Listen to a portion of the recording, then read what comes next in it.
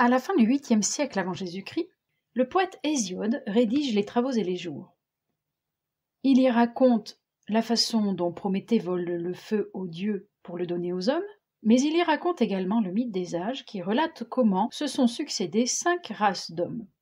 Il faut entendre le mot race, génos en grec, comme signifiant génération. C'est donc la succession de 5 générations d'êtres humains, jusqu'à la nôtre. En premier lieu, vint la race d'Or. Voici ce qu'en dit Hésiode. D'Or fut la première race d'hommes périssables que créèrent les immortels, habitants de l'Olympe. C'était au temps de Cronos, quand ils régnaient encore au ciel. Ils vivaient comme des dieux, le cœur libre de soucis, à l'écart et à l'abri des peines et des misères. La vieillesse misérable sur eux ne pesait pas. Mais, bras et jarrets toujours jeunes, ils s'égayaient dans les festins, loin de tous les maux. Mourants, ils semblaient succomber au sommeil. Tous les biens étaient à eux. Le sol fécond produisait de lui-même une abondante et généreuse récolte, et eux, dans la joie et la paix, vivaient de leurs champs, au milieu de biens sans nombre. Ainsi, cette race d'Or, qui s'épanouit sous le règne de Cronos, ou Saturne pour les Romains, était-elle caractérisée par une harmonie entre les êtres humains et la nature qui prodiguait aux hommes tous ses bienfaits, sans qu'ils aient besoin d'un quelconque travail, d'un quelconque effort. Sans que l'on sache trop comment, cette race d'Or disparut pour donner naissance à la race d'Argent, une race où l'on vivait très vieux, mais où les cœurs humains étaient travaillés par la démesure, une sorte de volonté funeste de puissance et de possession. Bien souvent, les hommes cherchaient à y défier le pouvoir des dieux. Écoutons ce qu'en dit Hésiode. Puis une race bien inférieure, une race d'Argent, plus tard fut créée encore par les habitants de l'Olympe. Cela ne ressemblait ni pour la taille ni pour l'esprit à ceux de la race d'Or. L'enfant, pendant 100 ans, grandissait en jouant aux côtés de sa digne mère, l'âme toute puérile dans sa maison.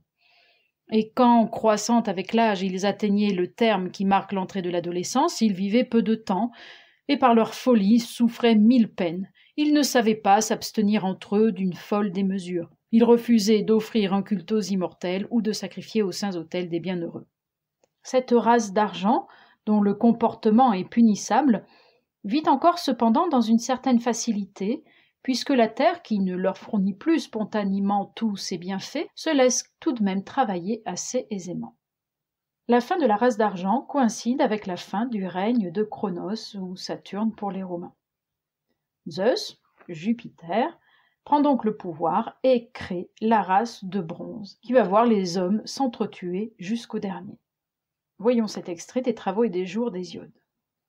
Et Zeus, père des dieux, créa une 3e race d'hommes périssables, race de bronze, bien différente de la race d'argent. Ceux-là ne songeaient qu'aux travaux gémissants d'Arès et aux œuvres de démesure. Ils ne mangeaient pas le pain, leur cœur était comme l'acier rigide, ils terrifiaient.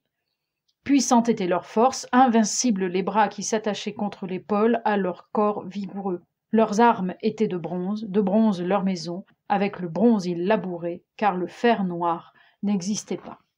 L'âge de bronze, également appelé âge d'airain, était donc caractérisé par l'émergence de prétentions, de querelles entre voisins qui firent éclater la nécessité de recourir à des partages, de fixer des limites aux propriétés, de promulguer des lois. Cependant, il restait encore quelques vestiges d'honnêteté, et les hommes restaient entre eux d'une certaine modération. La terre fournissait assez de fruits et d'aliments pour les dispenser de travaux durs et ingrats. À la race de bronze succéda la race des héros dont les poèmes épiques célèbrent les exploits. Zeus, Jupiter, créa cette race dans l'espoir de relancer l'humanité. Zeus, fils de Cronos, en créa encore une 4e sur la glèbe nourricière, plus juste et plus brave, race divine des héros que l'on nomme demi-dieux et dont la génération nous a précédés sur la terre sans limite. Là encore, sans que l'on sache vraiment pourquoi, cette race disparut pour laisser place à la race de fer, l'âge de fer, dans lequel nous vivons encore aujourd'hui. Cette race de fer, c'est nous, cette race obligée de travailler, soumise aux angoisses du vieillissement et aux incertitudes de l'avenir.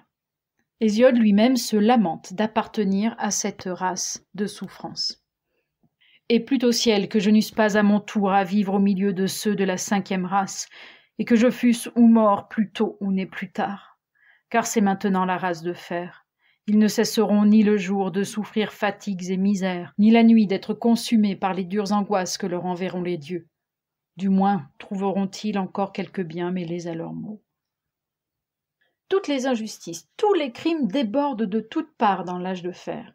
Les hommes et les peuples s'arment les uns contre les autres, la méchanceté, le mensonge, la trahison, l'infidélité, la violence triomphent.